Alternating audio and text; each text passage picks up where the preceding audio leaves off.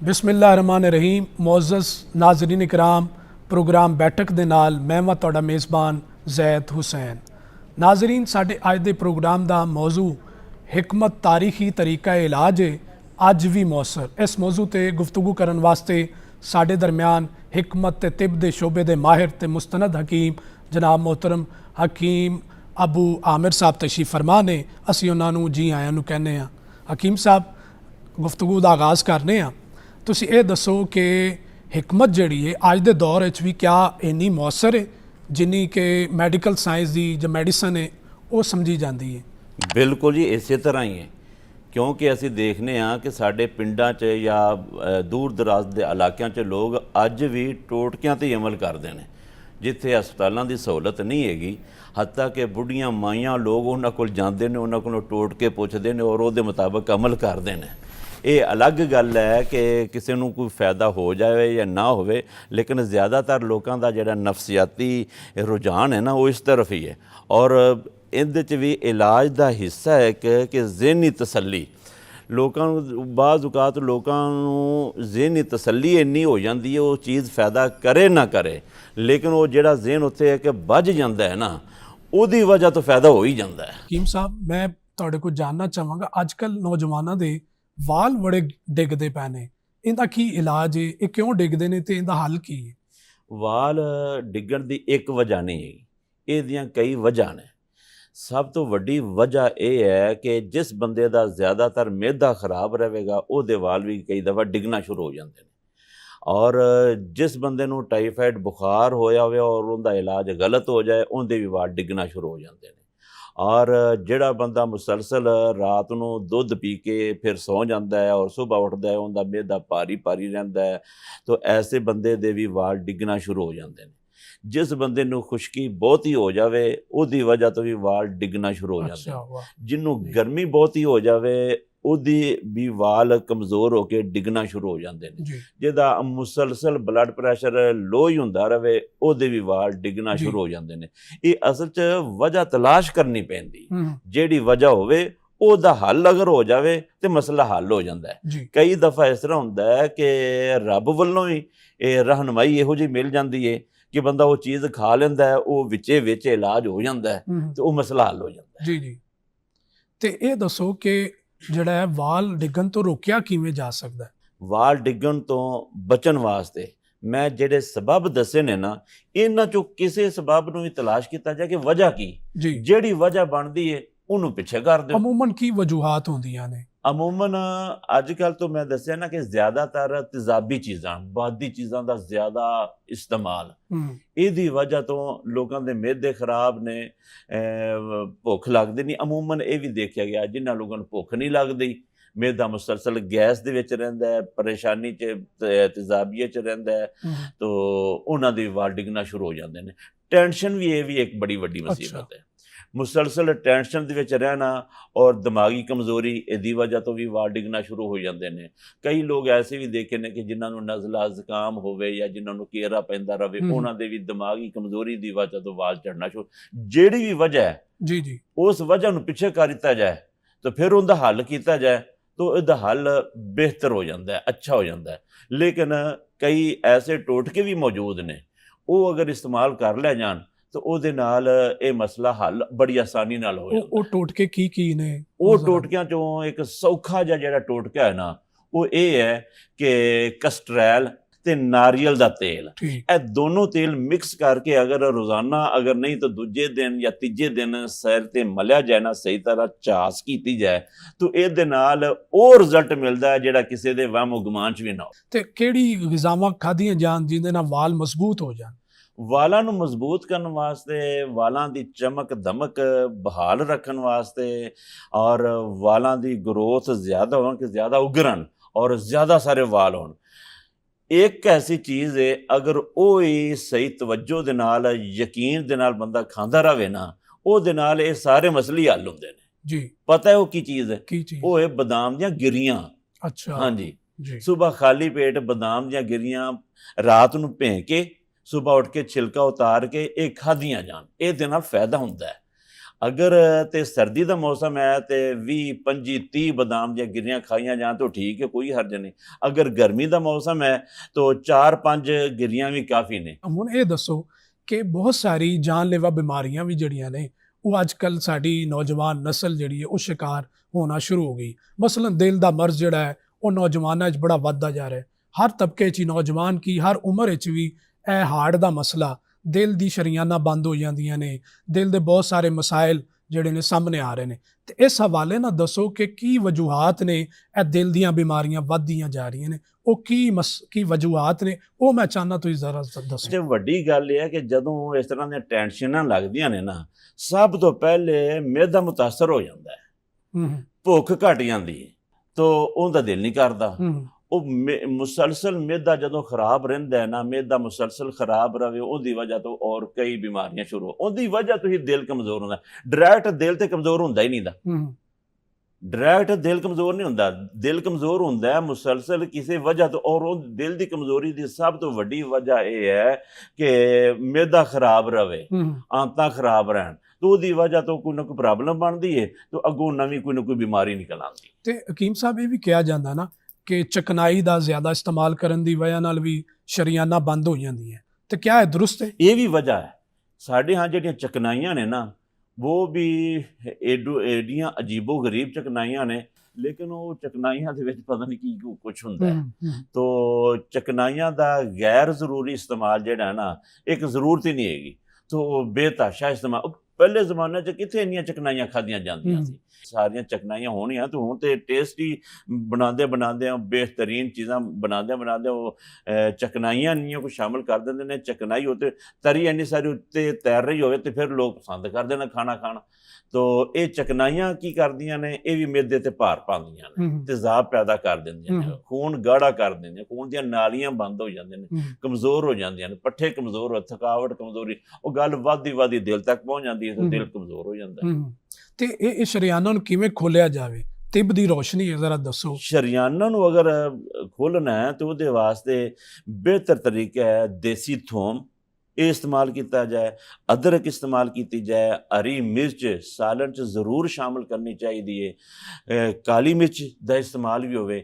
ਇਹ ਜੋ ਚੀਜ਼ਾਂ ਮਸਾਲੇ ਵਾਲੀਆਂ ਨੇ ਨਾ, ਲਹਿਸਨ, ਅਦਰਕ, ਹਲਦੀ, ਕਾਲੀ ਮਿਰਚ, ਸਬਜ਼ ਮਿਰਚ, ਇਹ ਜ਼ਰੂਰ ਇਸਤੇਮਾਲ ਹੋਣੀਆਂ ਚਾਹੀਦੀਆਂ, ਸਾਲਨ ਜਿਹੜਾ ਵੀ ਹੈ। ਔਰ ਫਿਰ ਇੱਕ ਬੜੀ ਪਤੇ ਦੀ ਗੱਲ ਹੈ, 100 ਗੱਲਾਂ ਇੱਕ ਪਾਸੇ ਤੇ ਇੱਕ ਗੱਲ ਇੱਕ ਪਾਸੇ, ਉਹ ਕੀ ਹੈ, ਮੇਥੀ ਦਾ ਇਸਤੇਮਾਲ। ਅੱਛਾ, ਹਾਂਜੀ, ਸੁੱਕੀ ਮੇਥੀ ਹੋਵੇ ਜਾਂ ਤਾਜ਼ਾ ਮੇਥੀ ਹੋਵੇ, ਜਿਹੜਾ ਬੰਦਾ ਮੇਥੀ ਇਸਤੇਮਾਲ ਕਰਦਾ ਰਹਿੰਦਾ ਹੈ ਨਾ, ਉਹਦਾ ਖੂਨ ਸਹੀ ਰਹੇਗਾ, ਉਹਦਾ ਜਿਗਰ ਸਹੀ ਰਹੇਗਾ, ਉਹਦੇ 'ਚ ਫੈਟ ਨਹੀਂ ਬਣੇਗੀ, ਜਿਗਰ ਤੇ ਜੋ ਚਰਬੀ ਆ ਜਾਂਦੀ ਹੈ ਉਹ ਨਹੀਂ ਹੋਵੇਗੀ। ਅੱਛਾ ਹਕੀਮ ਸਾਹਿਬ, ਇਹ ਫੈਟੀ ਲੀਵਰ ਜਿਹੜਾ ਹੈ, ਹਾਂ, ਇਹਦੀ ਵਜੂਹਾਤ ਵੀ ਕੀ ਨੇ, ਇਹ ਵੀ ਜ਼ਰਾ ਦੱਸੋ। ਫੈਟੀ ਲੀਵਰ ਦੀ ਸਭ ਤੋਂ ਵੱਡੀ ਵਜ੍ਹਾ ਇਹ ਹੈ ਕਿ ਬੇਤਾਸ਼ਾ ਬਾਦੀ ਚੀਜ਼ਾਂ ਤੇ ਠੰਡੀਆਂ ਚੀਜ਼ਾਂ ਖਾਣਾ। ਸਾਡੇ ਹਾਂ ਰਿਵਾਜ ਬਣ ਗਿਆ ਕਿ ਜਦੋਂ ਖਾਣਾ ਖਾਣਾ ਬੋਤਲ ਪੀਣੀ। ਇਹ ਕੋਲਡ ਡਰਿੰਕਸ ਦਾ ਬੇਤਹਾਸ਼ਾ ਇਸਤੇਮਾਲ ਜਿਹੜਾ ਹੈ, ਇਹ ਜਿਗਰ ਨੂੰ ਕਮਜ਼ੋਰ ਕਰ ਦਿੰਦਾ ਹੈ। ਜਾਂ ਫਿਰ ਪਾਣੀ ਪੀਣਾ ਤਾਂ ਉਹ ਵੀ ਯਖ ਠੰਡਾ, ਜਦੋਂ ਫਰਿੱਜ ਖੋਲ੍ਹਣੀ, ਠੰਡਾ ਯਖ ਪਾਣੀ ਬੱਚੇ ਕੱਢ ਕੇ ਪੀਣਾ ਸ਼ੁਰੂ ਕਰ ਦਿੰਦੇ ਨੇ।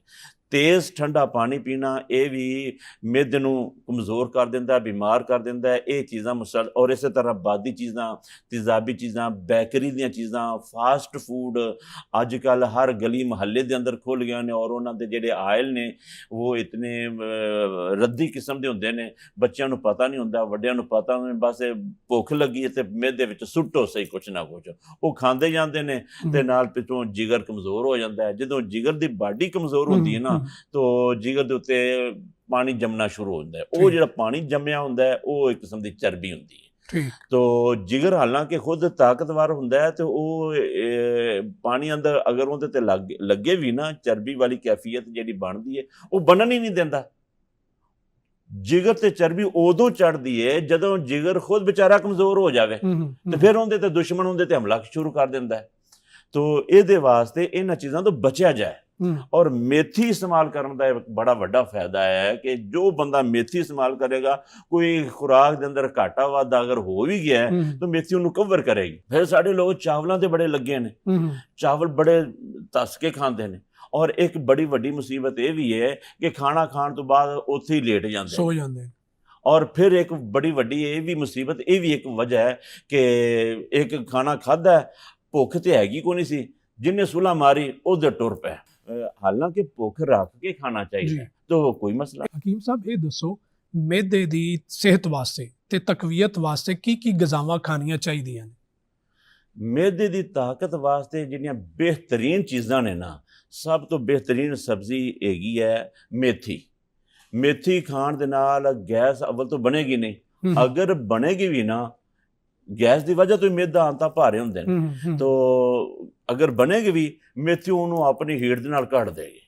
ਔਰ ਫਿਰ ਅਦਰਕ ਦਾ ਇਸਤੇਮਾਲ ਹੋਣਾ ਚਾਹੀਦਾ, ਹਲਦੀ, ਕਾਲੀ ਮਿਰਚ ਦਾ ਇਸਤੇਮਾਲ ਹੋਣਾ ਚਾਹੀਦਾ, ਔਰ ਗੋਸ਼ਤ ਵੀ ਇਸਤੇਮਾਲ ਹੋਣਾ ਚਾਹੀਦਾ।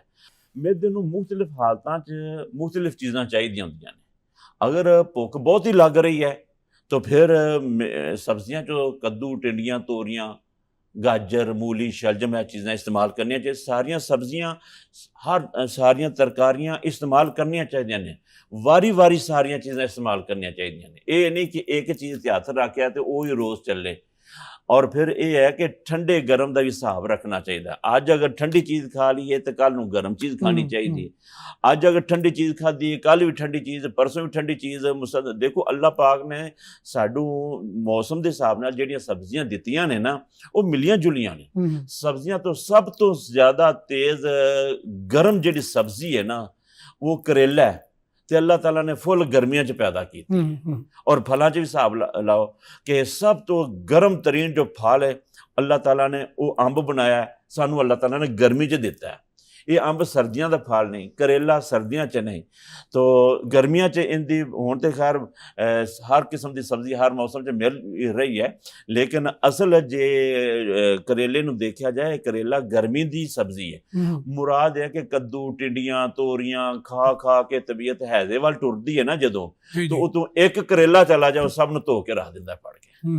ਅੱਛਾ ਹਕੀਮ ਸਾਹਿਬ, ਇਹ ਵੀ ਦੱਸੋ, ਤੁਸੀਂ ਚੁੱਕੇ ਮੈਦੇ ਦੀ ਐਲਰਜੀ ਦੇ, ਜਿਹੜੀ ਗੰਦਮ ਦੀ ਐਲਰਜੀ ਦਾ ਤੁਸੀਂ ਮਾਹਿਰ ਹੋ, ਅੱਛਾ ਇਹਦਾ ਇਲਾਜ ਕਿਵੇਂ ਕੀਤਾ ਜਾਂਦਾ ਔਰ ਇਹ ਬਿਮਾਰੀ, ਇਹ ਮਰਜ਼ ਕਿਵੇਂ ਲੱਗਦੀ, ਇਹਦੀ ਵਜੂਹਾਤ ਕੀ ਨੇ, ਪਹਿਲੇ ਇਹ ਦੱਸੋ, ਫਿਰ ਇਹਦਾ ਇਲਾਜ ਕਿਵੇਂ ਮੁਮਕਿਨ ਹੈ, ਇਹ ਦੱਸੋ ਜ਼ਰਾ। ਗੰਦਮ ਦੀ ਜਿਹੜੀ ਐਲਰਜੀ ਹੈ, ਇਹਦੇ ਅਸਬਾਬ ਕੀ ਨੇ, ਅਜੇ ਤੱਕ ਕੋਈ ਕਨਫਰਮ ਗੱਲ ਨਹੀਂ ਸਾਹਮਣੇ ਆਈ। ਅੱਛਾ, ਹਾਂਜੀ, ਜਿੱਥੋਂ ਤੱਕ ਮੇਰੀ ਤਹਿਕੀਕ ਹੈ, ਅਜੇ ਤੱਕ ਕੋਈ ਗੱਲ ਸਿੱਧੀ ਪੱਧਰੀ ਨਜ਼ਰ ਨਹੀਂ ਆ। ਅੱਛਾ, ਇਹ ਗੰਦਮ ਦੀ ਐਲਰਜੀ ਵੈਸੇ ਹੁੰਦੀ ਕੀ ਹੈ, ਪਹਿਲੇ ਤੇ ਇਹ ਦੱਸੋ ਨਾ। ਗੰਦਮ ਦੀ ਐਲਰਜੀ ਹੈ, ਗੰਦਮ ਵਾਲੀ ਕੋਈ ਵੀ ਚੀਜ਼ ਮਰੀਜ਼ ਖਾਂਦਾ ਹੈ ਨਾ, ਉਹਦੀ ਤਬੀਅਤ ਖਰਾਬ ਹੋ ਗਈ। ਫਿਰ ਇਹਦਾ ਟੈਸਟ ਕਰਵਾਇਆ ਜਾਂਦਾ ਹੈ, ਟਰਾਂਸਗਲੂਟਾਮੀਨੇਜ਼, ਇਹ ਟੈਸਟ ਕਰਵਾਇਆ ਜਾਂਦਾ, IgG IgA, ਇਹ ਟੈਸਟ ਕਰਵਾਇਆ ਜਾਂਦਾ ਹੈ। ਇਹ ਟੈਸਟ ਪੋਜ਼ਿਟਿਵ ਆ ਜਾਂਦਾ, ਐਂਟੀਬਾਡੀਜ਼ ਦਾ ਇਹ ਟੈਸਟ ਹੈ। ਇਹ ਟੈਸਟ ਪੋਜ਼ਿਟਿਵ ਆ ਜਾਂਦਾ ਹੈ, ਫਿਰ ਮਰੀਜ਼ ਨੂੰ ਕਿਹਾ ਜਾਂਦਾ ਹੈ ਤੈਨੂੰ ਗੰਦਮ ਦੀ ਐਲਰਜੀ, ਤੂੰ ਗੰਦਮ ਤੋਂ ਪਰਹੇਜ਼ ਕਰ। ਉਹ ਮਰੀਜ਼ ਗੰਦਮ ਤੋਂ ਪਰਹੇਜ਼ ਕਰਦਾ ਹੈ ਤਾਂ ਉਹ ਠੀਕ ਹੋ ਜਾਂਦਾ ਹੈ। ਤੋ ਗੰਦਮ ਵਾਲੀ ਕੋਈ ਚੀਜ਼ ਖਾ ਲੈਂਦਾ ਹੈ, ਹੱਦ ਤੱਕ ਕਿ ਬਿਸਕਿਟ ਵੀ ਖਾ ਲਿਆ, ਤਾਂ ਉਹਦੇ ਨਾਲ ਵੀ ਤਬੀਅਤ ਖਰਾਬ ਹੋ ਜਾਂਦੀ। ਕਈ ਮਰੀਜ਼ ਬਹੁਤ ਹਸਾਸ ਹੁੰਦੇ ਨੇ, ਕਈ ਜ਼ਿਆਦਾ ਹਸਾਸ ਨਹੀਂ ਹੁੰਦੇ, ਉਹ 2-4 ਦਿਨ ਕੋਈ ਚੀਜ਼ ਖਾਣ ਤੇ ਫਿਰ ਉਹਨਾਂ ਦੀ ਤਬੀਅਤ ਖਰਾਬ ਹੁੰਦੀ। ਸਭ ਇਹਦੀਆਂ ਹੁਣ ਤੱਕ ਮੈਂ ਜਿਹੜੀ ਕਿਸਮਾਂ ਦੇਖ ਚੁੱਕਿਆ, 34 ਕਿਸਮਾਂ ਦੇਖ ਚੁੱਕਿਆ ਬਿਮਾਰੀ ਦੀਆਂ। ਹਾਂ, ਅੱਛਾ, ਇਸ ਬਿਮਾਰੀ ਦਾ ਮੂੰਹ ਸਿਰ ਹੀ ਕੋਈ ਨਹੀਂ ਹੈਗਾ। ਇਸ ਵਜ੍ਹਾ ਤੋਂ ਵੀ ਇਹਨੂੰ ਲਾ ਇਲਾਜ ਕਿਹਾ ਜਾਂਦਾ ਹੈ। ਮਿਸਾਲ ਹੈ, ਸਭ ਤੋਂ ਜ਼ਿਆਦਾ ਤੇ ਇਹ ਹੈ ਕਿ ਡਾਇਰੀਆ ਹੁੰਦਾ ਹੈ। ਇੱਕ ਕਿਸਮ ਇਹੋ ਜਿਹੀ ਉਹਦੇ 'ਚ ਪੇਟ ਸ਼ਦੀਦ ਤਰੀਨ ਦਰਦ ਸ਼ੁਰੂ ਕਰ ਦਿੰਦਾ ਹੈ। ਜੋ ਹੀ ਲੁਕਮਾ ਅੰਦਰ ਗਿਆ, ਪੇਟ 'ਚ ਦਰਦ ਔਰ ਮਰੀਜ਼ ਦੀਆਂ ਚੀਕਾਂ ਨਿਕਲ ਜਾਂਦੀਆਂ ਨੇ। ਔਰ ਕਈ ਮਰੀਜ਼ ਇਹੋ ਜਿਹੇ ਨੇ ਕਿ ਗੰਦਮ ਵਾਲੀ ਚੀਜ਼ ਖਾਂਦੇ ਨੇ, ਮੋਸ਼ਨ ਬੰਦ ਹੋ ਜਾਂਦਾ ਹੈ, ਵਾਸ਼ਰੂਮ ਨਹੀਂ ਆਉਂਦਾ, ਉਹ 7-7 ਦਿਨ ਤੱਕ ਵਾਸ਼ਰੂਮ ਨਹੀਂ ਆਉਂਦਾ, ਹਾਜਤ ਨਹੀਂ ਹੁੰਦੀ। ਤਾਂ ਗੰਦਮ ਵਾਲੀ ਚੀਜ਼ ਛੱਡਦਾ ਤਾਂ ਨਾਲ ਹੀ ਮੋਸ਼ਨ ਆ ਜਾਂਦਾ ਹੈ, ਫਿਰ ਕੋਈ ਪ੍ਰੋਬਲਮ ਨਹੀਂ। ਇਸੇ ਤਰ੍ਹਾਂ ਕਈ ਮਰੀਜ਼ ਇਹੋ ਜਿਹੇ ਨੇ ਮੈਂ ਦੇਖੇ ਨੇ ਕਿ ਉਹਨਾਂ ਦੇ ਜਿਸਮ ਤੇ ਜਿਲਦ ਫਟ ਜਾਂਦੀ। ਇਹ ਬਿਮਾਰੀ ਸਿੱਧੀ ਪੱਧਰੀ ਨਹੀਂ, ਇੱਕ ਨਹੀਂ। ਇੱਕ ਮਰੀਜ਼ ਆ ਗਿਆ, ਉਹਨੂੰ ਨੁਸਖਾ ਹੋਰ ਦੇਣਾ ਪੈਂਦਾ ਹੈ, ਦੂਜਾ ਹੈ ਉਹਨੂੰ ਹੋਰ ਦੇਣਾ ਪੈਂਦਾ ਹੈ, ਤੀਜਾ ਹੈ ਉਹਨੂੰ ਹੋਰ ਦਿੰਦਾ। ਡਾਈਟ ਪਲਾਨ ਸਾਰਿਆਂ ਦਾ ਵੱਖੋ ਵੱਖ ਹੁੰਦਾ। 3 ਮਹੀਨੇ ਦਾ ਪ੍ਰੋਸੈਸ ਹੁੰਦਾ ਹੈ। ਉਹ ਤਬੀਅਤ, ਨਬਜ਼, ਮਜ਼ਾਜ, ਉਹਦੇ ਯੂਰਨ ਕਲਰ ਵਗੈਰਾ ਸਾਰੀਆਂ ਚੀਜ਼ਾਂ ਨੂੰ ਮੱਦੇ ਨਜ਼ਰ ਰੱਖ ਕੇ ਨਾ ਅਸਲ ਤਹਿ ਤੱਕ ਪਹੁੰਚਿਆ ਜਾਂਦਾ ਹੈ ਕਿ ਰੌਲਾ ਕਿੱਥੇ ਹੈ। ਉਹ ਜਿਹੜਾ ਸਬਬ ਹੋਵੇ ਉਹਨੂੰ ਪਾਸੇ ਕਰੀਦਾ, 3 ਮਹੀਨਿਆਂ 'ਚ ਮਰੀਜ਼ ਠੀਕ ਹੋ ਜਾਂਦਾ ਹੈ। ਅੱਛਾ, ਇਹ ਦੱਸੋ ਕਿ ਅੱਜ ਕੱਲ੍ਹ ਗੁਰਦੇ ਦੇ ਮਸਾਇਲ ਵੀ ਬੜੇ ਵੱਧਦੇ ਜਾ ਰਹੇ ਨੇ, ਗੁਰਦਿਆਂ 'ਚ ਪੱਥਰੀ ਹੋ ਜਾਂਦੀ ਏ, ਗੁਰਦਿਆਂ 'ਚ ਹੋਰ ਵੀ ਬੜੇ ਮਸਾਇਲ ਪੈਦਾ ਹੋ ਜਾਂਦੇ ਨੇ। ਜ਼ਰਾ ਇਹਦੇ ਬਾਰੇ ਦੱਸੋ, ਉਹ ਕਿਹੜੀ ਗ਼ਿਜ਼ਾਵਾਂ ਨੇ ਜਿਹੜੀ ਗੁਰਦੇ ਨੂੰ ਮੁਤਾਸਰ ਕਰਦੀਆਂ ਨੇ, ਗੁਰਦੇ ਨੂੰ ਬਰਬਾਦ ਕਰ ਦਿੰਦੀਆਂ ਨੇ? ਇਹ ਮੈਂ ਚਾਹੁੰਦਾ ਜ਼ਰਾ ਇਹ ਵੀ ਸਾਡੇ ਨਾਜ਼ਰੀਨ ਨੂੰ ਅੱਜ ਦੱਸੋ। ਗੁਰਦੇ ਨੂੰ ਖਰਾਬ ਕਰਨ ਵਾਸਤੇ ਸਭ ਤੋਂ ਜ਼ਿਆਦਾ ਜਿਹੜੀ ਚੀਜ਼ ਹੈ ਨਾ, ਉਹ ਇਹ ਹੈ ਕਿ ਬਿਲਾ ਵਜ੍ਹਾ ਮੈਡੀਸਨ ਖਾ ਲੈਣਾ। ਹੂੰ ਜ਼ਰੂਰ ਸਿਰ ਪੀੜ ਹੋਇਆ, ਮਿਹਦੇ 'ਚ ਮਸਲਾ ਸੀ, ਉਹ ਗੈਸਾਂ ਬਣੀਆਂ ਨੇ, ਖਾਦੇ ਉੱਤੇ ਖਾਣਾ ਖਾ ਲਿਆ ਹੂੰ ਤੋ ਗੈਸ ਬਣੀ, ਸਿਰ ਦਰਦ ਹੋਇਆ। ਹਰ ਬੰਦਾ ਤੇ ਆਪ ਡਾਕਟਰ ਬਣਿਆ। ਹੂੰ ਹਾਲਾਂਕਿ ਯੂਰਪ ਦੀ ਦੁਨੀਆ ਦੇਖੋ, ਲੋਕ ਇਸ ਤਰ੍ਹਾਂ ਦਵਾਈਆਂ ਨਹੀਂ ਖਾਂਦੇ ਜਿਸ ਤਰ੍ਹਾਂ ਅਸੀਂ ਅੰਨ੍ਹੇਵਾਹ ਸਾਡੇ ਲੋਕ ਦਵਾਈਆਂ ਖਾਂਦੇ ਨੇ। ਇਹ ਜਿਹੜੇ ਖੁਦ ਦਵਾਈਆਂ ਖਾਓ, ਫਿਰ ਇਸ ਤਰ੍ਹਾਂ ਕਿ ਬਿਲਾ ਵਜ੍ਹਾ ਦਵਾਈਆਂ ਖਵਾਈਆਂ ਜਾਂਦੀਆਂ ਨੇ, ਬਿਲਾ ਵਜ੍ਹਾ ਇੰਨੇ ਫੱਕੇ ਮਾਰੇ ਜਾਂਦੇ ਨੇ, ਜ਼ਰੂਰਤ ਨਹੀਂ ਹੁੰਦੀ। ਸਮਝਦਾਰ ਜਿਹੜਾ ਮੁਆਲਜ ਹੁੰਦਾ ਹੈ ਉਹਨੂੰ ਪਤਾ ਹੈ ਕਿ ਕਿਹੜੀ ਦਵਾਈ ਕਦੋਂ ਦੇਣੀ, ਕਿੰਨੀ ਮਿਕਦਾਰ 'ਚ ਦੇਣੀ। ਤੇ ਅੰਨ੍ਹੇਵਾਹ ਜਿਹੜੀਆਂ ਦਵਾਈਆਂ ਫੱਕੀਆਂ ਜਾਂਦੀਆਂ ਨੇ, ਔਰ ਫਿਰ ਸਾਡੇ ਕੋਲਡ ਡਰਿੰਕਸ, ਫਾਸਟ ਫੂਡ, ਅੰਨ੍ਹੇਵਾਹ ਖੁਰਾਕਾਂ ਧੱਸ ਕੇ ਖਾਧੀਆਂ ਜਾਂਦੀਆਂ ਨੇ। ਇਹ ਪਹਿਲੇ ਇਹ ਖੁਰਾਕ ਇਹੋ ਜਿਹੀਆਂ ਖੁਰਾਕਾਂ ਵੀ ਨਹੀਂ ਸੀ, ਤੇ ਪਹਿਲੇ ਇਹੋ ਜਿਹੀਆਂ ਦਵਾਈਆਂ ਵੀ ਨਹੀਂ ਸੀ। ਲੋਕ ਟੋਟ ਕੇ ਛੋੜ ਕੇ ਗੁਜ਼ਾਰ ਕੇ ਤੇ ਗੁਜ਼ਾਰਾ। ਸਾਡੇ ਹਮ ਪਿੰਡਾਂ 'ਚ ਕੀ ਹੁੰਦਾ ਸੀ, ਸ਼ਾਮ ਦਾ ਖਾਣਾ ਲੋਕ ਖਾਂਦੇ ਸਨ, ਲੋਕ ਵੰਝ ਵਡਿੱਕਾ ਖੇਡਦੇ ਸਨ। ਹੁਣ ਵੰਝ ਵਡਿੱਕਾ ਨਹੀਂ ਖੇਡਦੇ। ਪਹਿਲੇ ਲੋਕ ਕੌਡੀ ਖੇਡਦੇ ਸਨ, ਹੁਣ ਕੌਡੀ ਨਹੀਂ ਖੇਡਦੇ। ਪਹਿਲੇ ਲੋਕ ਗੁੱਲੀ ਡੰਡਾ ਖੇਡਦੇ ਸਨ ਬੱਚੇ, ਹੁਣ ਉਹ ਖੇਡਾਂ ਨਹੀਂ ਹੈਗੀਆਂ। ਹੁਣ ਹਰ ਕੋਈ ਇਹਨਾਂ ਚੀਜ਼ਾਂ 'ਚ ਫਸਿਆ ਹੈ ਤੇ ਬਿਮਾਰੀ ਦੀ ਤਰਫ ਹੈ। ਤੇ ਅੱਛਾ ਡਾਕਟਰ ਸਾਹਿਬ ਇਹ ਦੱਸੋ ਨਾ, ਹੁਣ ਕਿਹੜੀ ਗ਼ਿਜ਼ਾਵਾਂ ਖਾਈਏ? ਲੈਟਸ ਸਪੋਜ਼ ਕਿਸੇ ਨੂੰ ਗੁਰਦੇ ਦੀ ਦਰਦ ਰਹਿਣ ਲੱਗ ਪੈਂਦੀ ਹੈ, ਉਹ ਕਿਹੜੀ ਗ਼ਿਜ਼ਾਵਾਂ ਖਾਵੇ ਕਿ ਉਹਦਾ ਨੈਚੁਰਲ ਇਲਾਜ ਹੋ ਜਾਵੇ, ਫਿਤਰੀ ਇਲਾਜ ਹੋ ਜਾਵੇ? ਇਹਦੇ ਵਾਸਤੇ ਸਭ ਤੋਂ ਜਿਹੜਾ ਸੌਖਾ ਔਰ ਆਸਾਨ ਟੋਟਕਾ, ਜਿਹਦਾ ਨੁਕਸਾਨ ਹੀ ਕੋਈ ਨਹੀਂ ਹੈ, ਜੀ ਜੀ ਠੀਕ ਹੈ, ਉਹ ਹਲਦੀ ਮਲੱਠੀ ਸੌਂਫ ਹੈ। ਠੀਕ। ਹਲਦੀ ਮਲੱਠੀ ਸੌਂਫ, ਯਾਦ ਇਹਦਾ ਕਾਹਵਾ ਪੀਆ ਜਾਏ ਤੇ ਕਾਹਵਾ ਪੀਣਾ, ਇਹਦਾ ਹਲਦੀ ਦੀ ਵਜ੍ਹਾ ਤੋਂ ਇਹਦਾ ਜ਼ਾਇਕਾ ਅਜੀਬ ਜਿਹਾ ਲੱਗਦਾ ਹੈ, ਚੀਨੀ ਵਿੱਚ ਪਾ ਲਓ। ਤੋ ਇਹ ਅਗਰ ਮੁਸ਼ਕਲ ਹੈ ਤੇ ਇਹ ਬਰਾਬਰ ਵਜ਼ਨ ਤਿੰਨੇ ਚੀਜ਼ਾਂ ਕੂਟ ਪੀਸ ਕੇ ਰੱਖ ਕੇ, ਕੁੱਟ ਕੇ, ਪਾਊਡਰ ਬਣਾ ਕੇ, ਇਹ ਚਮਚੀ ਸੁਬਾਹ ਦੁਪਹਿਰ ਸ਼ਾਮ ਅਗਰ ਖਾ ਲਈ ਜਾਏ, ਮਿਕਦਾਰ 'ਚ ਕਮੀ ਬੇਸ਼ੀ ਹੋ ਵੀ ਜਾਏ ਤੇ ਇਹਦਾ ਕੋਈ ਨੁਕਸਾਨ ਨਹੀਂ। ਜਿਹੜਾ ਵੀ ਬੰਦਾ ਇਹ ਨੁਸਖਾ ਇਸਤੇਮਾਲ ਕਰੇਗਾ ਨਾ, ਉਹਨੂੰ ਗੁਰਦੇ ਦੀ ਪੱਥਰੀ ਤੋਂ ਕਜਾ, ਉਹਨੂੰ ਗੁਰਦੇ ਦੀ ਕੋਈ ਵੀ ਬਿਮਾਰੀ ਨਹੀਂ ਲੱਗੇਗੀ, ਕੋਈ ਵੀ ਬਿਮਾਰੀ ਨਹੀਂ ਲੱਗੇਗੀ। ਕਿ ਲੋਗੋ ਇਹ ਇਸਤੇਮਾਲ ਕਰੋ, ਹਰ ਘਰ ਦੇ ਵਿੱਚ ਹੋਣਾ ਚਾਹੀਦਾ, ਹਰ ਬੰਦਾ ਇਸਤੇਮਾਲ ਕਰੇ। ਇਹਦਾ ਨੁਕਸਾਨ ਕੋਈ ਨਹੀਂ, ਐਂਟੀਬਾਇਓਟਿਕ ਕਿਸਮ ਦਾ ਦੇਸੀ ਟੋਟਕਾ ਹੈ, ਹਰ ਬੰਦੇ ਦੇ ਕੋਲ ਹੋਣਾ ਚਾਹੀਦਾ ਹੈ। ਹਰ ਘਰ ਦੇ ਵਿੱਚ ਇਹਦਾ ਇਸਤੇਮਾਲ, ਹਰ ਕਿਚਨ ਦੇ ਵਿੱਚ ਮਸਾਲੇ ਵਾਲੀਆਂ ਡੱਬੀਆਂ ਹੁੰਦੀਆਂ ਨੇ ਨਾ, ਇੱਕ ਡੱਬੀ ਇਸ ਨੁਸਖੇ ਦੀ ਵੀ ਹੋਵੇ, ਕੋਈ ਘਾਟਾ ਵਾਧਾ ਹੋਵੇ, ਫਟਾਫਟ ਇਹ ਦਵਾਈ ਇੰਨੀ ਕੁ ਖਾ ਲਈ ਜਾਵੇ। ਇਹ ਖਾਣੇ ਤੋਂ ਪਹਿਲੇ ਖਾਣਾ ਚਾਹੀਦਾ ਹੈ ਜਾਂ ਬਾਅਦ ਚੋਂ ਖਾਣਾ ਚਾਹੀਦਾ? ਇਹਦਾ ਖਾਣੇ ਤੋਂ ਪਹਿਲੇ ਵੀ ਨੁਕਸਾਨ ਨਹੀਂ, ਖਾਣੇ ਤੋਂ ਬਾਅਦ ਵੀ ਨੁਕਸਾਨ ਨਹੀਂ। ਹਾਂ, ਇਹ ਗੱਲ ਹੈ ਕਿ ਅਗਰ ਕਿਸੇ ਨੂੰ ਭੁੱਖ ਬਿਲਕੁਲ ਹੀ ਨਹੀਂ ਲੱਗਦੀ, ਉਹ ਇਹਦੀ ਮਿਕਦਾਰ ਥੋੜੀ ਘੱਟ ਕਰਕੇ ਇਸਤੇਮਾਲ ਕਰੇ, ਬਾਕੀ ਇਹਦਾ ਕੋਈ ਰੌਲਾ ਨਹੀਂ ਹੈ। ਅੱਛਾ ਹਕੀਮ ਸਾਹਿਬ, ਇਹ ਵੀ ਦੇਖਿਆ ਕਿ ਜਿਹੜੇ ਲੋਕ ਦਿਲ ਦੀ ਦਵਾਈਆਂ ਖਾਂਦੇ ਨੇ, ਬਲੱਡ ਪ੍ਰੈਸ਼ਰ ਦੀ ਦਵਾਈਆਂ ਖਾਂਦੇ ਨੇ, ਸ਼ੂਗਰ ਦੀ ਖਾਂਦੇ ਨੇ, ਉਹਨਾਂ ਨੂੰ ਅਕਸਰ ਕਬਜ਼ ਰਹਿਣ ਲੱਗ ਪੈਂਦੀ, ਤੇ ਇਹਦਾ ਗ਼ਜ਼ਾਈ ਤੌਰ ਤੇ ਕੀ ਇਲਾਜ ਹੈ? ਗ਼ਜ਼ਾਈ ਤੌਰ ਤੇ ਉਹਨਾਂ ਵਾਸਤੇ ਸਭ ਤੋਂ ਬਿਹਤਰੀਨ ਜੋ ਚੀਜ਼ ਹੈ ਉਹ ਸ਼ਹਿਦ ਹੈ, ਖਾਲਿਸ ਸ਼ਹਿਦ। ਦੂਜੀ ਚੀਜ਼ ਐਲੋਵੇਰਾ, ਕੁਆਰ ਗੰਦਲ। ਠੀਕ। ਕੁਆਰ ਗੰਦਲ ਦਾ ਇੰਨਾ ਕੁ ਪੀਸ ਰੋਜ਼ ਖਾਲੀ ਪੇਟ ਖਾ ਲਿਆ ਜਾਏ ਤੇ ਕਬਜ਼ ਹੋ ਹੀ ਨਹੀਂ ਸਕਦੀ।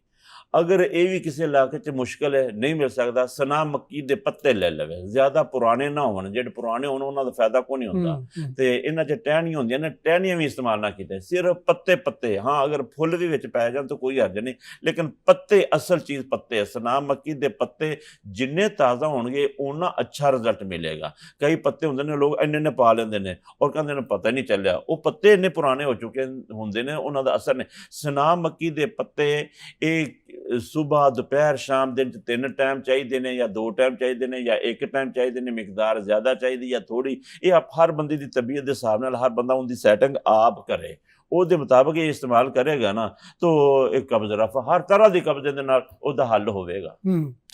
ਠੀਕ। ਅੱਛਾ ਹਕੀਮ ਸਾਹਿਬ, ਇਹ ਦੱਸੋ ਕਿ ਅੱਜ ਕੱਲ੍ਹ ਬੱਚੀਆਂ, ਨੌਜਵਾਨ ਬੱਚੀਆਂ ਦੇ ਚਿਹਰੇ ਤੇ ਵਾਲ ਆਉਣਾ ਸ਼ੁਰੂ ਹੋ ਜਾਂਦੇ ਨੇ, ਤੇ ਇਹਦੀ ਕੀ ਵਜੂਹਾਤ ਨੇ ਤੇ ਇਹਨਾਂ ਨੂੰ ਦੂਰ ਕਿਵੇਂ ਕੀਤਾ ਜਾ ਸਕਦਾ ਹੈ? ਤਿੱਬ ਦੀ ਰੋਸ਼ਨੀ 'ਚ ਗ਼ਿਜ਼ਾਵਾਂ ਖਾ ਕੇ ਵੀ ਇਹਦਾ ਕਿਸ ਤਰ੍ਹਾਂ ਇਲਾਜ ਮੁਮਕਿਨ ਹੈ? ਇਹ ਹਾਰਮੋਨ ਦੀ ਖਰਾਬੀ ਦੀ ਵਜ੍ਹਾ ਹੈ। ਚਿਹਰੇ ਤੇ ਬਾਲ ਆਣਾ ਇਹ ਮਰਦਾਨਾ ਹਾਰਮੋਨ ਉਹਦੀ ਅਲਾਮਤ ਹੈ। ਲੇਕਿਨ ਅਗਰ ਜ਼ਨਾਨਾ ਹਾਰਮੋਨ ਖਰਾਬ ਹੋ ਜਾਣ ਔਰ ਉਹ ਗਮਾਜ਼ੀ ਕਰਨ ਮਰਦਾਨਾ ਹਾਰਮੋਨ ਦੀ, ਤਾਂ ਫਿਰ ਚਿਹਰੇ ਤੇ ਬਾਲ ਨਿਕਲਣਾ ਸ਼ੁਰੂ ਹੋ ਜਾਂਦੇ ਨੇ। ਐਸੇ ਮਰੀਜ਼ਾਂ ਵਾਸਤੇ, ਐਸੇ ਬੱਚੀਆਂ, ਨੌਜਵਾਨ ਲੜਕੀਆਂ ਵਾਸਤੇ ਉਹਨਾਂ ਨੂੰ ਚਾਹੀਦਾ ਹੈ ਕਿ ਗਰਮ ਚੀਜ਼ਾਂ ਬਿਲਕੁਲ ਬੰਦ ਕਰ ਦੇਣ। ਔਰ ਉਹਦੇ ਵਾਸਤੇ ਸਭ ਤੋਂ ਆਸਾਨ ਤਰੀਨ ਜੋ ਚੀਜ਼ ਹੈ ਔਰ ਸੌਖੀ, ਉਹ ਸੌਂਫ, ਸਫੈਦ ਜ਼ੀਰਾ, ਸਬਜ਼ ਇਲਾਚੀ, ਇਹ 3 ਚੀਜ਼ਾਂ ਦਾ ਕਾਹਵਾ ਹੀ ਇਸਤੇਮਾਲ ਕਰਦੇ ਰਹਿਣ, ਇਹਦੇ ਨਾਲ ਐਸਤਾ ਐਸਤਾ ਫਾਇਦਾ ਹੋਣਾ ਸ਼ੁਰੂ ਹੋ ਜਾਏਗਾ। ਮੈਂ ਇਹ ਨਹੀਂ ਕਹਿੰਦਾ ਕਿ 1 ਮਹੀਨੇ 'ਚ ਠੀਕ ਹੋ ਜਾਏਗਾ, ਨਹੀਂ, ਇਹਦੇ ਨਾਲ ਐਸਤਾ ਐਸਤਾ ਠੀਕ ਹੋਣ ਦਾ ਸਫ਼ਰ ਸ਼ੁਰੂ ਹੋ ਜਾਏਗਾ। ਲੇਕਿਨ ਗਰਮ ਚੀਜ਼ਾਂ ਖਾਸ ਤੌਰ 'ਤੇ ਉਹਨਾਂ ਦਾ ਪਰਹੇਜ਼ ਕੀਤਾ ਜਾਏ। ਹਕੀਮ ਸਾਹਿਬ, ਇਹ ਵੀ ਦੱਸੋ, ਅੱਜ ਕੱਲ੍ਹ ਬੱਚੇ ਜਿਹੜੇ ਨੇ ਉਹ ਜ਼ਿਆਦਾ ਫਿਜ਼ੀਕਲ ਐਕਟੀਵਿਟੀ ਨਹੀਂ ਕਰਦੇ, ਬੈਠੇ ਰਹਿੰਦੇ ਨੇ ਜਾਂ ਮੋਬਾਈਲ ਤੇ ਲੱਗੇ ਰਹਿੰਦੇ ਨੇ, ਗੇਮਸ ਖੇਡਦੇ ਨੇ ਜਾਂ ਟੀਵੀ ਦੇਖਦੇ ਰਹਿੰਦੇ ਨੇ ਜਾਂ ਕੰਮਾਂ ਵਿੱਚ ਲੱਗੇ ਰਹਿੰਦੇ ਨੇ, ਲੇਕਿਨ ਇੰਨੀ ਕੋਈ ਜ਼ਿਆਦਾ ਮੁਸ਼ੱਕਤ ਨਹੀਂ ਕਰਦੇ ਜਿਸਮਾਨੀ। ਅੱਛਾ, ਇਹ ਦੱਸੋ ਕਿ ਉਹਨਾਂ 'ਚ ਕਮਜ਼ੋਰੀ ਵੀ ਫਿਰ ਜਿਸਮਾਨੀ ਪੈਦਾ ਹੋ ਜਾਂਦੀ, ਥੋੜ੍ਹਾ ਜਿਹਾ ਕੰਮ ਕਰਦੇ ਨੇ ਤੇ ਥੱਕ ਜਾਂਦੇ ਨੇ। ਇਹ ਦੱਸੋ ਕਿ ਉਹ ਕੀ ਗਜ਼ਾਵਾਂ ਖਾਣ ਉਹਨਾਂ ਦੀ ਜਿਹੜੀ ਇਹ ਜਿਸਮਾਨੀ ਕਮਜ਼ੋਰੀ ਵੀ ਦੂਰ ਹੋ ਜਾਏ ਤੇ ਖੂਨ ਦੀ ਕਮੀ ਵੀ ਦੂਰ ਹੋ ਜਾਏ। ਇਹਦੇ ਵਾਸਤੇ ਇੱਕ ਬਿਹਤਰੀਨ ਨੁਸਖਾ ਹੈ, ਜਿਹੜਾ ਵੀ ਬੱਚਾ ਇਸਤੇਮਾਲ ਕਰੇਗਾ ਨਾ ਉਹਨੂੰ ਫਾਇਦਾ ਜ਼ਰੂਰ ਹੋਵੇਗਾ। ਅੱਛਾ, ਉਹ ਕੀ? ਸੌਗੀ ਸਬਜ਼, ਕਿਸ਼ਮਿਸ਼, ਅੰਗੂਰ ਮੇਵਾ ਜਿਹਨੂੰ ਕਹਿੰਦੇ ਜੀ। ਸੌਗੀ ਸਬਜ਼ ਕੋਈ 5 7 8 10 ਦਾਣੇ ਇਹ ਲੈ ਲੈਣ ਔਰ 2-3 ਖਜੂਰਾਂ ਹੋ ਜਾਣ, ਕੋਈ 5-7 ਬਦਾਮ ਦੀਆਂ ਗਿਰੀਆਂ ਭੇਂ ਕੇ ਇਸਤੇਮਾਲ ਕੀਤੀਆਂ ਜਾਣ, ਛਿਲਕਾ ਉਤਾਰ ਕੇ, ਉਹ ਜ਼ਿਆਦਾ ਬਿਹਤਰ ਹੈ। ਸਰਦੀ ਦਾ ਮੌਸਮ ਹੈ, ਇਹਦੀ ਮਿਕਦਾਰ ਜ਼ਿਆਦਾ ਕਰਤੀ ਜਾਏ, ਗਰਮੀ ਦਾ ਮੌਸਮ ਹੈ, ਇਹਦੀ ਮਿਕਦਾਰ ਘਟਾ ਦਿੱਤੀ ਜਾਏ।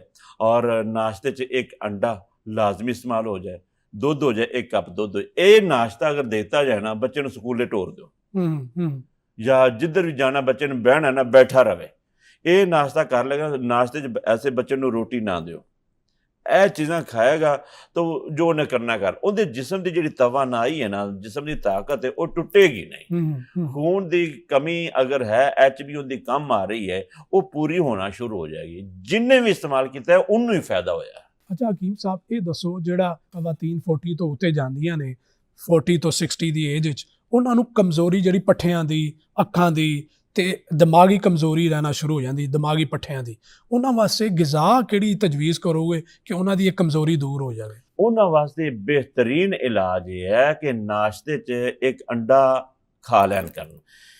ਦੇਸੀ ਮੁਰਗੀ ਦਾ ਮਿਲੇ ਤੇ ਬਹੁਤ ਅੱਛਾ, ਵਰਨਾ ਜਿਹੜਾ ਵੀ ਉਹਨਾਂ ਨੂੰ ਬਾਜ਼ਾਰੋਂ ਸਾਡਾ ਮਿਲਦਾ ਹੈ, ਇਹ ਅੰਡਾ ਨਾਸ਼ਤੇ 'ਚ ਇਸਤੇਮਾਲ ਕਰਨ, ਉਬਾਲ ਕੇ ਖਾ ਲੈਣ, ਮਿੱਠਾ ਬਣਾ ਲੈਣ, ਅਦਰਕ ਅੰਡੇ ਦਾ ਸਾਲਨ ਬਣਾ ਲੈਣ ਜਾਂ ਆਮਲੇਟ ਬਣਾ ਲੈਣ, ਫਰਾਈ ਕਰ ਲੈਣ, ਜਿਵੇਂ ਉਹਨਾਂ ਦਾ ਦਿਲ ਕਰੇ। ਨਾਸ਼ਤੇ 'ਚ ਅੰਡਾ ਲਾਜ਼ਮੀ ਇਸਤੇਮਾਲ ਹੋਣਾ ਚਾਹੀਦਾ। ਤੇ ਹਕੀਮ ਸਾਹਿਬ, ਜਿਨ੍ਹਾਂ ਨੂੰ ਬਲੱਡ ਪ੍ਰੈਸ਼ਰ ਦਾ ਇਸ਼ੂ ਹੈ, ਕਿਆ ਉਹ ਵੀ ਅੰਡਾ ਖਾ ਸਕਦੀਆਂ ਨੇ? ਬਲੱਡ ਪ੍ਰੈਸ਼ਰ ਦਾ ਅਗਰ ਇਸ਼ੂ ਹੈ, ਅਗਰ ਉਹਨਾਂ ਨੇ ਅੰਡਾ ਖਾਣਾ ਤਾਂ ਫਿਰ ਰੋਟੀ ਨਾ ਖਾਣ। ਫਿਰ ਉਹਨਾਂ ਨੂੰ ਚਾਹੀਦਾ ਹੈ ਕਿ ਸੌਗੀ, ਬਦਾਮ, ਖਜੂਰ, ਇਹ ਵੀ ਨਾਲ ਥੋੜੀ ਥੋੜੀ ਖਾ ਲੈਣ। ਇੰਨੀ ਕੁ ਖਾਣ ਕੇ ਘਬਰਾ ਨਾ ਪਵੇ, ਅਗਰ ਜ਼ਿਆਦਾ ਖਾਣਗੇ ਤਾਂ ਉਹਨੂੰ ਘਬਰਾ ਪਵੇਗਾ। ਇਹ ਖਾ ਕੇ ਤੇ ਫਿਰ ਬਹਿਣਾ ਨਹੀਂ, ਲੇਟਣਾ ਨਹੀਂ, ਫਿਰ ਘਰ ਦੇ ਕੰਮ ਕਰਨੇ ਨੇ ਜਾਂ ਟੁਰਨਾ ਫਿਰਨਾ, ਵਾਕਸ਼ਾ ਕਰਨੀ, ਤਾਂ ਕਿ ਉਹ ਹਜ਼ਮ ਵੀ ਹੋਵੇ। ਅਗਰ ਇਹਦੇ ਨਾਲ ਰੋਟੀ ਆ ਗਈ ਨਾ, ਫਿਰ ਬਲੱਡ ਚੜ ਜਾਏਗਾ। ਠੀਕ। ਅੱਛਾ, ਅੱਜ ਕੱਲ੍ਹ ਬਲੱਡ ਪ੍ਰੈਸ਼ਰ ਦਾ ਬੜਾ ਇਸ਼ੂ ਆ ਰਿਹਾ, ਹਰ ਬੰਦੇ ਨੂੰ ਬਲੱਡ ਪ੍ਰੈਸ਼ਰ ਹੋ ਰਿਹਾ ਹੈ, ਕੋਲੇਸਟ੍ਰੋਲ ਵੱਧ ਰਿਹਾ ਹੈ। ਇਹਦੇ ਬਾਰੇ ਕੀ ਗਜ਼ਾਵਾਂ, ਨੈਚੁਰਲ ਗਜ਼ਾਵਾਂ ਉਹ ਇਸਤੇਮਾਲ ਕੀਤੀਆਂ ਜਾਣ ਤੇ BP ਤੇ ਕੋਲੇਸਟ੍ਰੋਲ ਨਾ ਹੋਵੇ, ਮਸਲਾ ਨਾ ਹੋਵੇ ਇਹਦਾ? ਦੇਖੋ ਜੀ, ਪਹਿਲੇ ਸਬਬ ਜਿਹੜਾ ਹੈ ਨਾ, ਉਹ ਤੇ ਦੂਰ ਕੀਤਾ ਜਾਏ ਨਾ। ਅਗਰ ਇੱਕ ਪਾਸੋਂ ਖੁਦ ਬੰਦਾ ਬਿਮਾਰੀ ਸੁੱਟੀ ਜਾ ਰਿਹਾ ਹੈ, ਤਾਂ ਦੂਜੇ ਪਾਸੋਂ ਬਿਮਾਰੀ ਖਤਮ ਕਰਨ ਵਾਸਤੇ ਵੀ ਕੋਈ ਚੀਜ਼ਾਂ ਖਾਂਦਾ ਹੈ, ਤਾਂ ਉਹ ਨਾ ਬਿਮਾਰੀ ਖਤਮ ਹੋਵੇਗੀ, ਤਾਂ ਨਾ ਅਗਾ ਨਾ ਪਿਛਾਂ, ਉਹ ਪਰੇਸ਼ਾਨ ਹੀ ਰਹੇਗਾ। ਜਿਹੜਾ ਸਬਬ ਹੈ, ਸਬਬ ਲੱਭਣਾ ਚਾਹੀਦਾ ਹੈ। ਮਸਲਨ ਇੱਕ ਬੰਦਾ ਖਾਧੀ ਜਾਂਦਾ ਹੈ, ਖਾਈ ਜਾਂਦਾ ਹੈ, ਉੱਥੇ ਹੀ ਦਰਵਾਜ਼ਾ ਖੋਲ੍ਹ ਕੇ ਉੱਥੇ ਹੀ ਹੌਲਾ ਹੋਇਆ ਜਾਂਦਾ ਹੈ, ਉਹ ਬਾਹਰ ਨਿਕਲਦਾ ਹੀ ਨਹੀਂ, ਟੋਰਾ ਫੇਰਾ ਉਹਦਾ ਕੋਈ ਨਹੀਂ ਹੈ, ਤਾਂ ਉਹਦੇ ਬਲੱਡ ਹੀ ਵਧਣੇ ਨੇ, ਹੋਰ ਕੀ ਹੈ। ਤੁਹਾਡੀ ਤਸ਼ਰੀਫ ਆਵਰੀ ਦਾ ਬੇਹੱਦ ਸ਼ੁਕਰੀਆ। ਤੁਸੀਂ ਇਸ ਮੌਜੂ ਤੇ ਬੜੀ ਸੇਰ ਹਾਸਲ ਗੁਫ਼ਤਗੂ ਕੀਤੀ। ਨਾਜ਼ਰੀਨ, ਅੱਜ ਦਾ ਪ੍ਰੋਗਰਾਮ ਆਪਣੇ ਇਖਤਤਾਮ ਤੇ ਪਹੁੰਚਦਾ ਹੈ। ਅਸੀਂ ਆਪਣੇ ਹਕੀਮ ਸਾਹਿਬ ਦਾ ਇੱਕ ਤੇ ਸ਼ੁਕਰੀਆ ਅਦਾ ਕਰਨੇ ਆ ਤੇ ਆਪਣੇ ਮੇਜ਼ਬਾਨ ਜ਼ੈਦ ਹੁਸੈਨ ਨੂੰ ਇਜਾਜ਼ਤ ਦਿਓ। अस्सलामु अलैकुम वरहमतुल्लाह।